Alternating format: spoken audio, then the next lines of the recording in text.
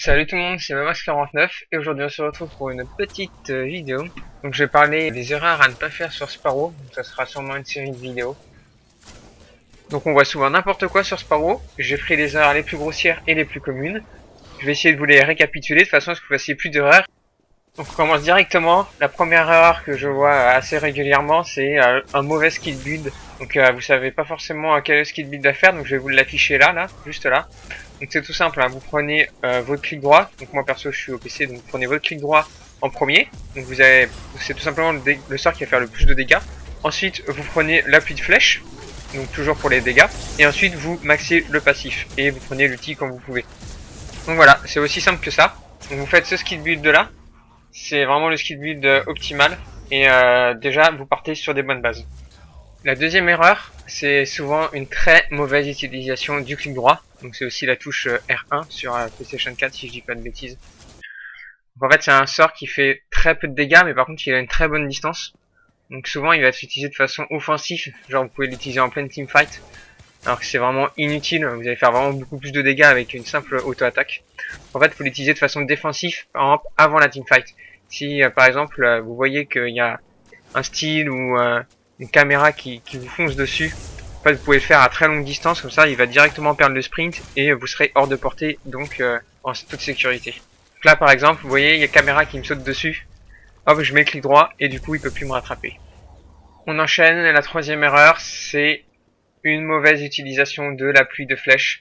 Donc souvent les gens réfléchissent pas trop, ils utilisent l'appui de flèche sur l'ennemi comme ça complètement au hasard, et en général l'ennemi va se faire toucher une voire deux fois s'il a vraiment de la chance, et donc votre sort il aura quasiment servi à rien. Donc ce qu'il faut faire c'est pas l'utiliser sur l'ennemi, mais l'utiliser où va aller l'ennemi en fait. Si par exemple vous jouez contre un Grux, vous savez que le Grux il va venir au corps à corps contre vous, donc là vous l'utilisez directement sur vous, même s'il n'est pas encore sur vous. Déjà ça va le dissuader de venir, parce qu'il n'aura pas forcément envie de combattre sous une pluie de flèches, et il va se prendre plusieurs fois l'appui de flèche, beaucoup de fois. Alors que si vous l'utilisez sur lui, il va directement vous faire un sprint, vous ulti et hop vous êtes mort. Surtout qu'en plus vous jouez Sparrow, vous avez aucune escape. Donc surtout, essayez de prévoir le mouvement des ennemis et de l'utiliser à cet endroit-là. Vous pouvez aussi l'utiliser de façon défensive, si par exemple vous êtes sur un petit chemin, donc là vous voyez qu'il y a un ennemi qui arrive, hop vous pouvez l'utiliser pour barrer le chemin. Donc comme ça s'ils veulent fight, ils sont obligés de tout traverser. Donc là c'est plutôt bien illustré sur le Grux qui essaye de monter. Moi j'utilise l'appui de flèche, comme ça je suis à l'abri et je peux finir la tour tranquillement. La quatrième erreur, c'est au niveau des items. Donc il y a souvent aussi un mauvais item build qui est fait. Donc Sparrow il faut le build un peu différemment des autres persos. En fait sur la plupart des autres persos on va chercher un compromis entre dégâts et vitesse d'attaque.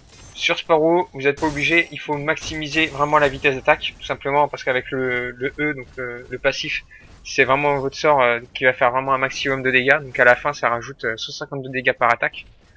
Donc c'est vraiment très intéressant, c'est de maxer la vitesse d'attaque, donc de rechercher les 255, car comme je l'ai dit dans ma vidéo sur Twin Blast, on ne peut pas dépasser 2,5 attaques par seconde. Donc vous maxez la vitesse d'attaque et ensuite vous faites des dégâts. Alors bien sûr vous faites aussi des dégâts dès le début pour pouvoir last hit facilement bien sûr.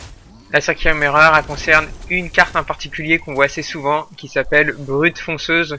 Donc c'est une carte qui va faire 1 point de carte de dégâts.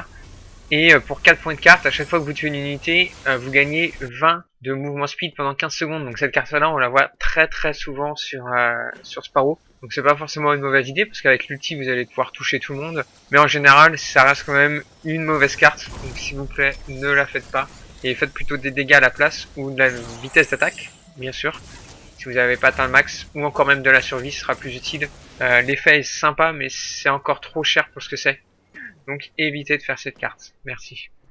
Alors bien sûr, si vous jouez contre moi, alors là n'hésitez pas à la faire, là il n'y a pas de souci. Et enfin, la dernière erreur de cette vidéo, ça concerne l'outil.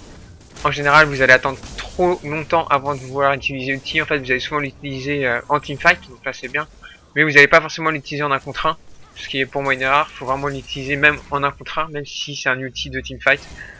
Tout simplement parce que ça va vous arriver de louper vos tirs, et donc avec l'ulti c'est quasiment impossible de les louper, hein.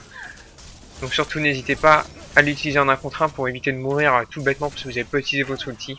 Et voilà, je pense avoir bien résumé toutes les erreurs qu'on voit assez régulièrement sur Sparrow. Donc si cette vidéo t'a plu, bah tu sais ce que t'as à faire, hein, je vais pas tout te dire. Et sur ce, à la prochaine.